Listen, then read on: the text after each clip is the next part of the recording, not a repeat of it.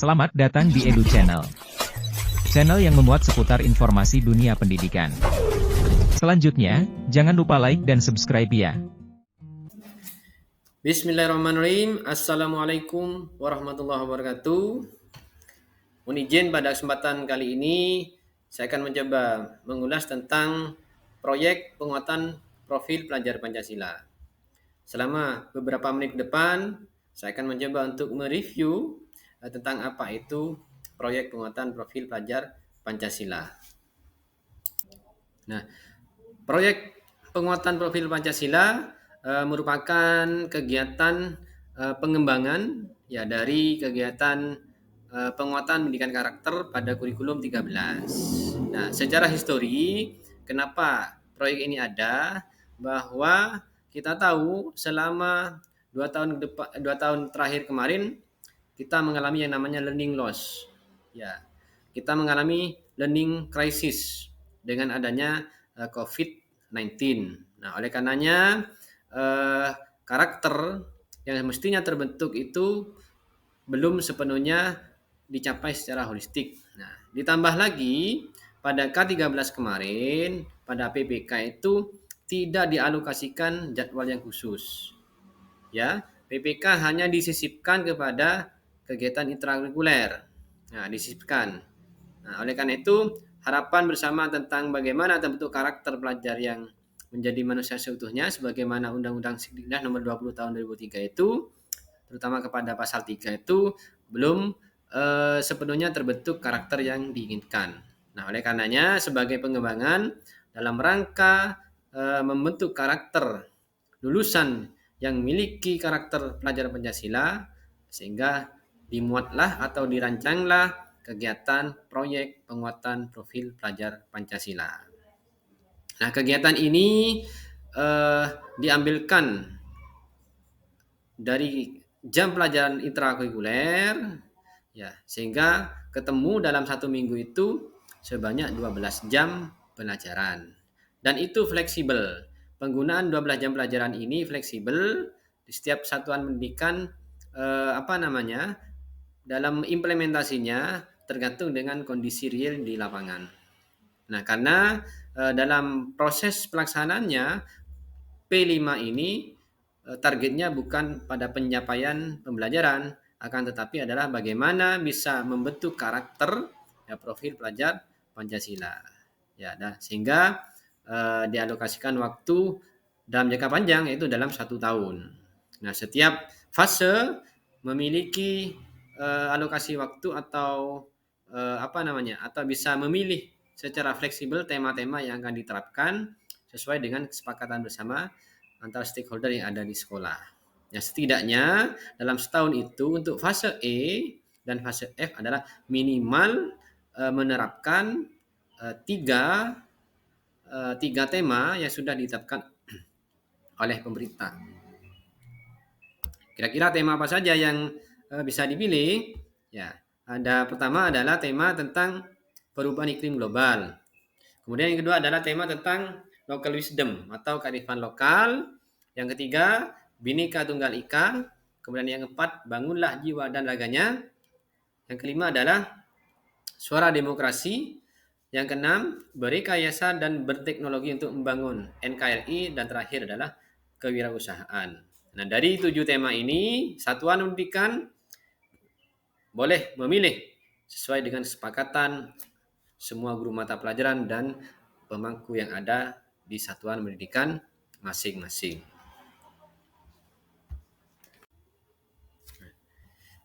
Apa yang dimaksud dengan proyek penguatan profil pelajar Pancasila atau yang lebih kita kenal dengan istilah P5? P5 merupakan sebuah pendekatan pembelajaran melalui proyek ya, dengan sasaran utama mencapai dimensi profil pelajar Pancasila, yaitu ada 6 dimensi profil pelajar Pancasila, yaitu pertama, beriman dan bertakwa pada Tuhan Yang Maha Esa dan berakhlak mulia. Kemudian yang kedua adalah berkebinekaan global. Yang ketiga adalah gotong royong. Kemudian yang keempat adalah kreatif. Yang kelima adalah mandiri. Dan yang keenam adalah bernalar kritis. Dan supaya lebih mudah diingat, kita sikat dengan istilah makan roti manis. Ma-nya beriman dan bertakwa, K-nya adalah berkebinekaan global, Ro adalah gotong royong, T adalah kreatif, Ma adalah mandiri, eh, Nis adalah bernalar kritis. Nah, selanjutnya dalam P5, peserta didik akan belajar menelaah dengan tema-tema tertentu yang menjadi prioritas setiap tahunnya. Nah, pemerintah sudah menyiapkan ada 7 tema. Nah, di mana setiap fase itu harus menerapkan memilih dari ketujuh itu. Nah, khusus pada fase E itu memilih minimal 3 tema dalam 1 tahun. Nah, pemilihan tema ini disesuaikan dengan kebutuhan dari satuan pendidikan masing-masing. Nah, itu tentang definisi dari P5. Nah, mengapa proyek penguatan profil pelajar Pancasila membutuhkan alokasi waktu tersendiri? Nah, untuk peserta didik bisa sampai pada kompetensi dan karakter yang terdapat dalam profil pelajar Pancasila, yaitu 6 dimensi tadi, maka perlu penguatan selain diintegrasikan di intrakurikuler, ekstrakurikuler, dan program lainnya. Nah, maka P5 ini dialokasikan dengan jadwal khusus, ya, di mana setiap minggunya adalah 12 jam pelajaran. Nah, dari mana 12 jam pelajaran? Itu diambil dari 1 jam mata pelajaran, 1 jam pelajaran di intrakurikuler. Sehingga diakumulasi dalam 1 minggu itu ada 12 jam pelajaran. Nah, proyek penguatan profil pelajar Pancasila itu digunakan atau dilaksanakan dengan melatih peserta didik untuk bisa menggali isu nyata yang ada di lingkungan sekitar dan berkolaborasi untuk memecahkan masalah tersebut. Nah, tentunya tadi itu memilih dari 7 tema yang disediakan, kira-kira mana isu yang paling relevan ya untuk disusun proyeknya.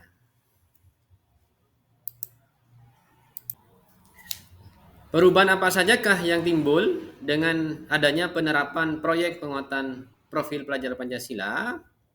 Nah, dengan adanya penerapan proyek penguatan profil pelajar Pancasila, maka setiap satuan pendidikan perlu mengalokasikan waktu agar guru bisa bekerja secara bersama-sama, bekerja secara kolaboratif ya antara guru dengan guru dan guru dengan murid. Nah, kolaborasi ini menjadi kunci sukses atau tidaknya dalam penyelenggaraan sebuah proyek, di mana dengan memilih beberapa tema yang sudah disiapkan oleh pemerintah. Nah, sehingga dalam pelaksanaan proyek ini, guru-guru harus berkolaborasi secara lintas ilmu untuk merencanakan, memfasilitasi, dan menjalankan asesmen.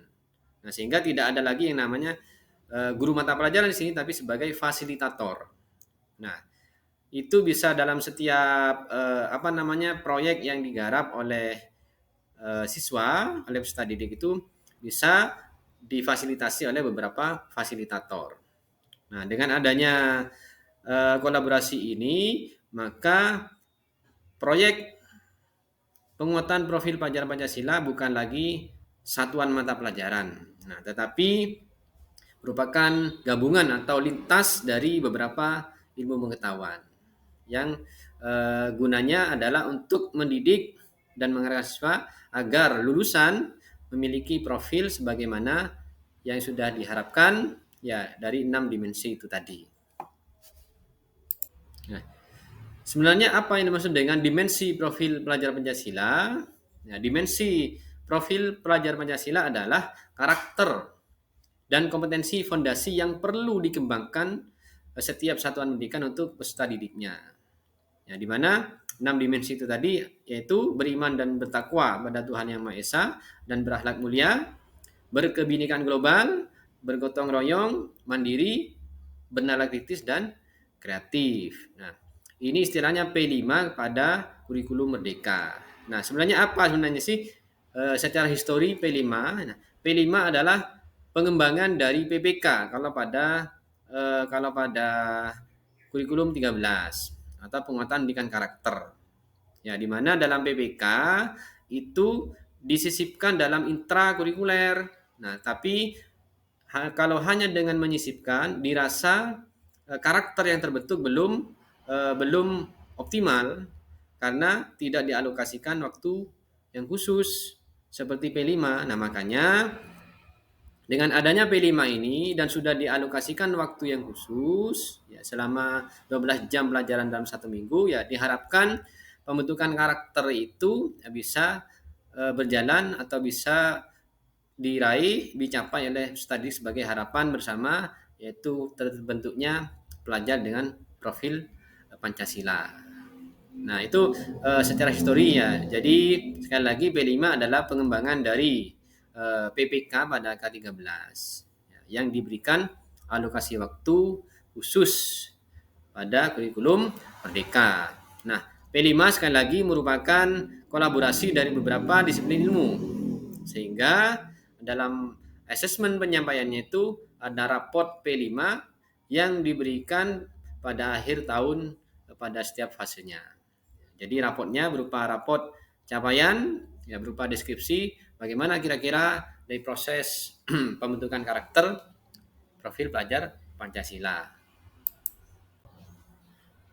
Nah, ini untuk memperkuat pernyataan tadi, bagaimana implementasi proyek profil pelajar Pancasila di setiap satuan pendidikan. Nah, sekali lagi, bahwasannya proyek penguatan profil pelajar Pancasila akan dijalankan terpisah dari mata pelajaran. Namun, mengambil sebagian waktu dari keseluruhan pembelajaran di satuan pendidikan. Nah, dengan adanya alokasi waktu khusus itu, P5 bisa diterapkan melalui 4 cara. Yang pertama adalah melalui budaya sekolah atau disesuaikan dengan local wisdom atau kearifan lokal masing-masing. Kemudian yang kedua, dilakukan secara fleksibel dalam intrakurikuler, juga bisa dimuat dalam kegiatan co-kurikuler, dan juga bisa dimuat dalam kegiatan ekstrakurikuler. Nah, sekali lagi, implementasi proyek profil pelajar Pancasila di setiap satuan pendidikan itu boleh secara fleksibel diterapkan melalui 4 langkah, yaitu dalam muatan budaya sekolah, kemudian yang kedua adalah dalam kegiatan intrakurikuler, kemudian dalam kegiatan co-kurikuler, dan dalam kegiatan ekstrakurikuler. Apa fungsi dari profil pelajar Pancasila? Nah, profil pelajar Pancasila itu bisa menjabarkan dari tujuan pendidikan nasional secara lebih rinci dan detail. Ya, terkait tentang cita-cita, visi misi dan tujuan pendidikan ke peserta didik. Sehingga seluruh komponen satuan pendidikan bisa diakses lebih rigid atau lebih rinci. Kemudian profil pelajar Pancasila juga memberikan gambaran yang ingin dituju mengenai bagaimana karakter dan kemampuan pelajar Indonesia yang seutuhnya. Dan terakhir adalah dengan segala model pembelajaran, program, dan kegiatan di satuan pendidikan itu punya tujuan akhir pada terbentuknya yaitu murid atau peserta didik dengan profil pelajar Pancasila. Sehingga guru dan peserta didik memiliki pengetahuan tentang apa yang menjadi harapan negara terhadap hasil dari pendidikan dan bagaimana usaha untuk mewujudkannya secara bersama, secara sinergis antara semua stakeholder yang ada di semua satuan pendidikan. Atau dengan kata lain yang lebih ringkas, bahwa fungsi profil pelajar Pancasila adalah menghasilkan produk, yaitu peserta didik lulusannya, outputnya memiliki karakter, ya karakter pelajar Pancasila dengan 6 dimensi itu tadi.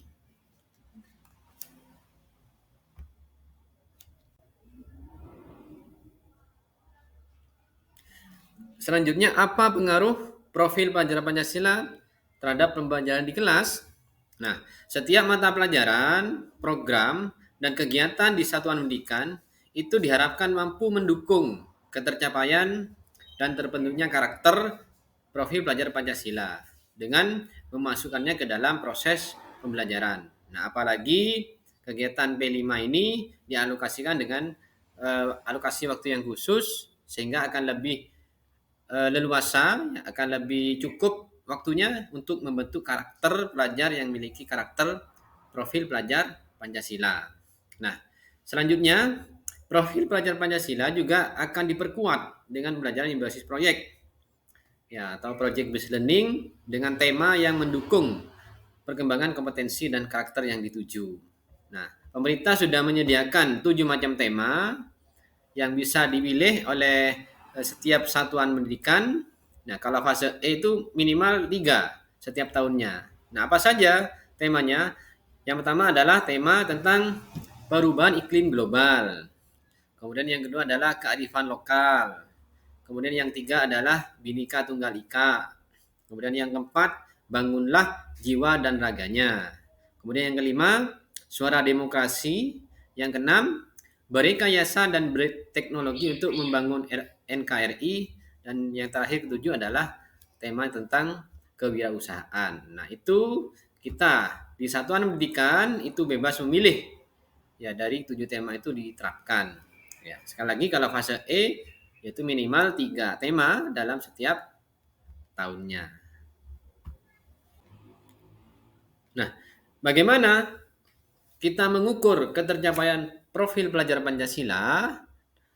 Proyek profil pelajar Pancasila itu memiliki rapot tersendiri yang akan membantu rekam jejak tentang ketercapaian profil pelajar Pancasila, yaitu 6 dimensi itu tadi.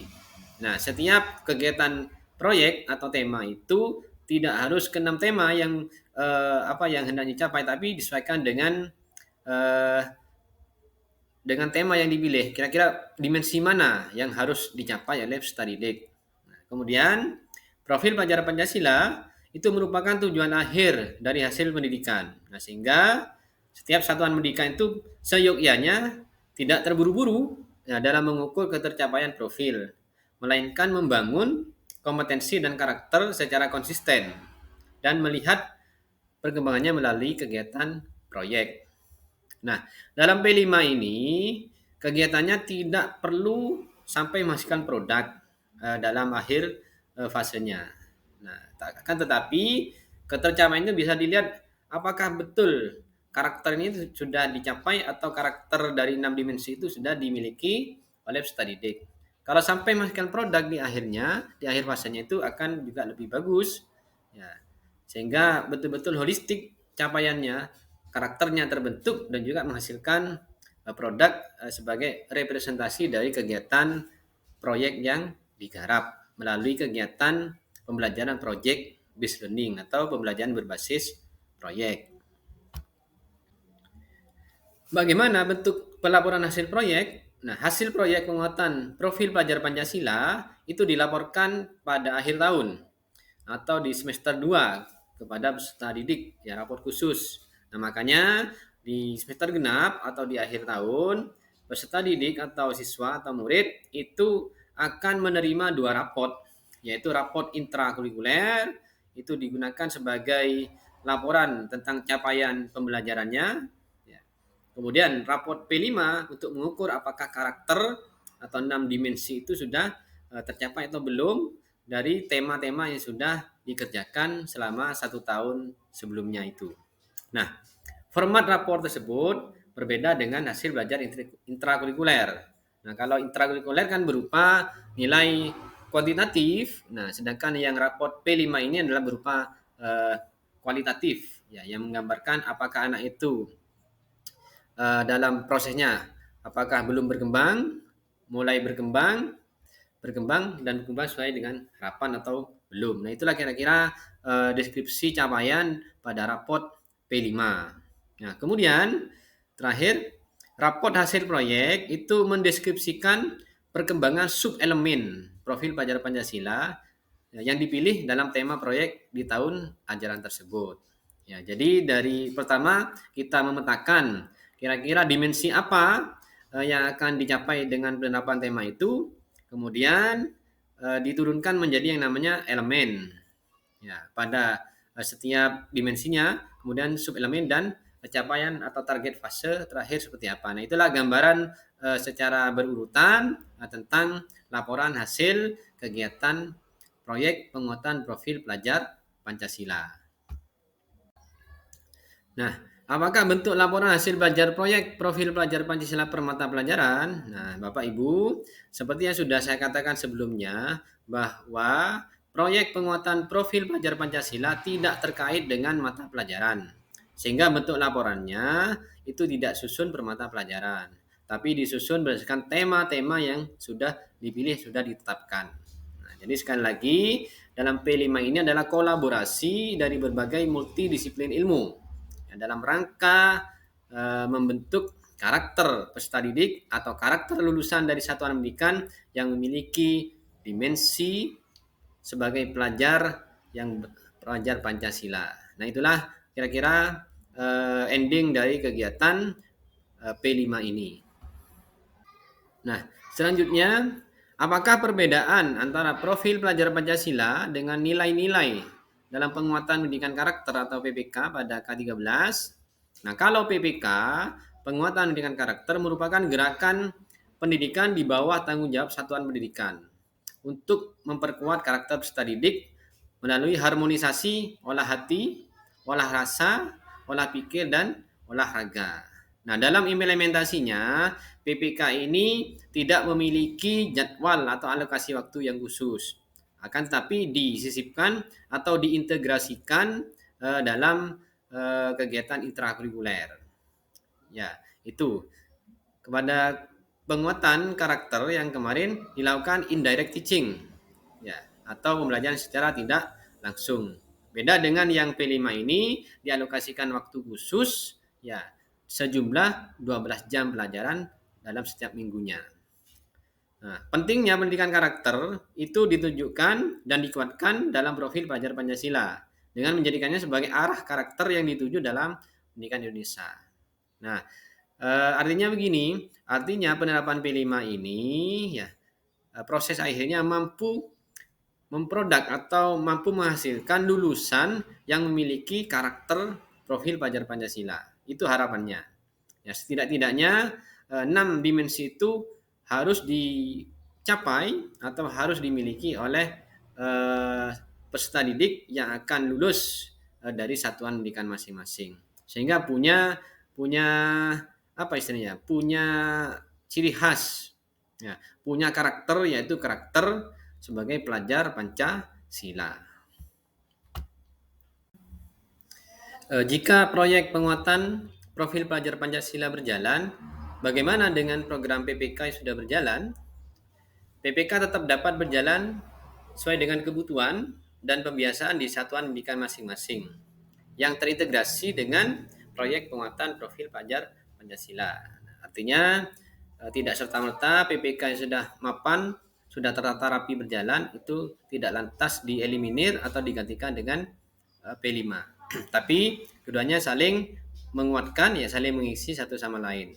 Sehingga PPK akan terintegrasi ke dalam kegiatan P5. Nah, proyek penguatan profil pelajar Pancasila dan PPK merupakan usaha dan amanat dari kebijakan Undang-Undang Nomor 20 Tahun 2003 tentang Sistem Pendidikan Nasional. Yaitu dalam mengembangkan peserta didik agar menjadi manusia yang beriman dan bertakwa pada Tuhan Yang Maha Esa, berakhlak mulia, sehat, berilmu, cakap, kreatif, mandiri, dan menjadi warga negara yang demokratis serta bertanggung jawab. Nah, ini yang tertuang pada pasal 3 Undang-Undang Nomor 20 Tahun 2003 tentang Sistem Pendidikan Nasional.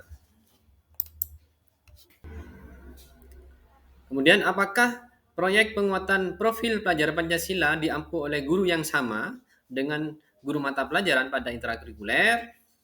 Nah, proyek penguatan profil pelajar Pancasila diajarkan secara kolaboratif atau tim teaching oleh guru mata pelajaran. Sehingga bunyinya bukan lagi guru mata pelajaran, tetapi sebagai fasilitator. Nah, karena dalam proyek ini memiliki target utama untuk pengembangan profil pelajar Pancasila. Maka semua guru, baik guru mata pelajaran maupun guru kelas, perlu terlibat dalam perencanaan, pengajaran, dan asesmen. Nah, sebagaimana di semangat awal adalah kolaborasi. Nah, tentunya dalam bantuan tema itu melibatkan semua guru mata pelajaran. Nah, itu ya kira-kira tentang P5 kaitannya dengan siapa pengampunya. Ya, sekali lagi, yang menjadi pengampu adalah fasilitator. Ya, merupakan kolaborasi atau tim teaching dari guru mata pelajaran. Apakah proyek tersebut akan diimplementasikan per mata pelajaran atau terintegrasi antar mata pelajaran? Nah, untuk menjawab ini, bahwasannya target utama proyek ini adalah untuk penguatan profil pelajar Pancasila sebagai tujuan jangka panjang pembelajaran. Kemudian, hal ini tentu saja tidak berkaitan langsung dengan konten atau capaian pembelajaran dari mata pelajaran yang sedang dipelajari, yaitu pada kegiatan ekstrakurikuler. Jadi basisnya bukan berbasis capaian pembelajaran, akan tapi kepada terbentuknya karakter sebagaimana 6 dimensi yang sudah disebutkan di awal. Nah, sehingga dalam implementasinya guru mata pelajaran sekali lagi berkolaborasi dan fokus pada pencapaian dimensi profil pelajar Pancasila. Mulai dari perencanaan dan juga dalam proses fasilitasi kegiatan proyek ini. Peserta didik akan menggali pemahaman dan mencari solusi bagaimana isu-isu yang dikemas dalam 7 tema yang dibentuk tadi itu menjadi tujuan pembangunan yang berkelanjutan. Atau boleh kita sebut dengan istilah Sustainable Development Goals atau SDGs. Nah, karena target dari P5 adalah pembelajaran yang jangka panjang. Sehingga harapannya setelah lulus atau keluar dari satuan pendidikan, output atau lulusannya memiliki karakter profil Pancasila dengan 6 dimensi yang dicapai secara holistik dan komprehensif. Nah, sebagai pemetik terakhir, apakah proyek penguatan profil pelajar Pancasila hanya menggunakan pembelajaran berbasis proyek? Nah, proyek penguatan profil pelajar Pancasila tidak berarti pendekatan berbasis proyek saja. Namun, satuan pendidikan bisa menggunakan pendekatan yang lain seperti inquiry, pembelajaran berbasis masalah atau problem based learning, atau pendekatan lain yang sesuai dengan tema yang dikembangkan dalam mengembangkan karakter dan kompetensinya, ya, sehingga terwujud atau terbentuk peserta didik atau murid yang memiliki profil pelajar Pancasila. Nah, kita boleh menerapkan metode-metode yang lain, ya. Tentunya pemilihan metode ini harus kita sesuaikan dengan tema yang sedang digarap atau tema yang akan dilakukan. Makanya di awal semua guru mata pelajaran bermusyawarah bersama untuk menentukan kira-kira tahun ini apa ya temanya ya. Nah, kemudian seperti apa ya pendekatan yang akan digunakan. Nah, makanya itu dibentuk dalam perencanaan. Nah, setelah itu semua matang, maka dilakukan sosialisasi dan sekaligus penerapannya secara kolaborasi antar guru mata pelajaran. Sehingga setiap guru mata pelajaran dalam kegiatan ini akan menjadi fasilitator dalam kelompok peserta didik dalam menggarap tema yang sedang dijalankan. Nah, itu kira-kira secara umum gambaran tentang proyek profil pelajar Pancasila. Nantikan video-video menarik lainnya seputar pendidikan di channel ini. Jangan ragu untuk memberikan masukan, pertanyaan, atau topik lain yang ingin kamu diskusikan. Terima kasih sudah menonton, sampai jumpa lagi.